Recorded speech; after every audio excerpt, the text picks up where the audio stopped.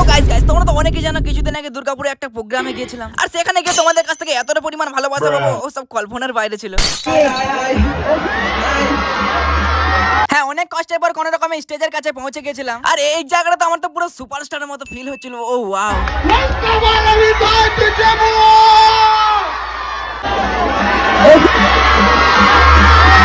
সত্যি মানুষ যে আমাকে এতটা পরিমাণে ভালোবাসে এখানে না এলে হয়তো বুঝতে পারতাম না। আরে সবে হবে, চলো তার আগে হালকা করে মাইক হাতে বক্তব্যটা ঝেড়ে দিই। আর গাইস এখানে এত মানুষের সামনে কতটা যে নার্ভাস ছিলাম সেটা বলে বোঝাতে পারবো না। তাও কোনো রকমে কষ্ট করে ওই হালকা করে ঝেড়ে দিই। আর এখানে আসার পর যতটা ভালো লাগছিল আবার সেরকম খারাপও লাগছিল, কারণ এখানে কত মানুষ আমার সঙ্গে একটা সেলফির জন্য কত রিকোয়েস্ট করেছে, কিন্তু এত মানুষের সঙ্গে সেলফি নেওয়া কিভাবে সম্ভব একটু ভেবে দেখো। তারপর হালকা করে আলামিনকেও বরণ করে নিল।